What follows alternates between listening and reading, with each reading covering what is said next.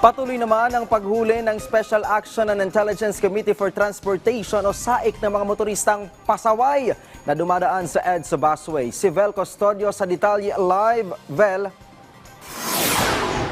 Rise and shine, Ryan. Tuloy-tuloy pa rin ang maigtig na pagbabantay ng SAIC ng Department of Transportation sa mga hindi otorisadong sasakyan na dumadaan pa rin sa EDSA bus lane dito sa EDSA Santolan. Sa ngayon, 15 mga sasakyan na ang nahuli ng SAIC.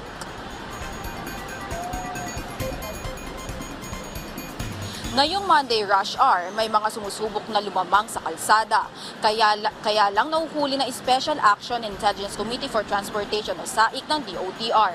Simula kaninang alas 8:30 ng umaga hanggang ngayon, puro mga motorsiklo ang nahuhuli ng SAIC. Palusot ng mga traffic violators, nakagilid lang sila sa tabi ng barriers at hindi naman talagang intensyon na lumusot sa bus lane. Pero hindi ito kinagat ng SAIC. Kasama ng SAIC sa operasyon ng LTFRB at Philippine Coast Guard.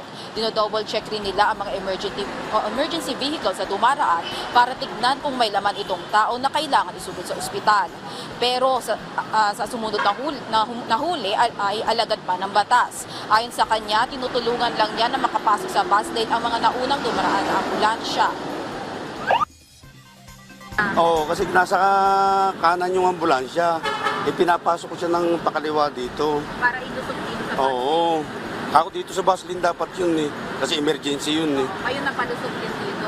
Nakalusot naman dito, kaso ako nahuli. Gayunpaman, tinikitan pa rin ito ng SAIC.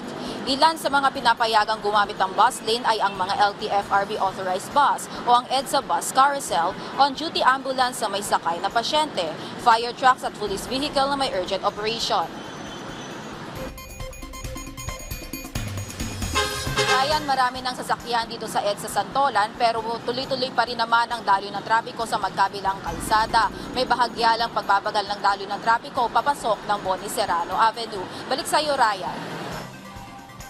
Maraming salamat, Vel Custodio.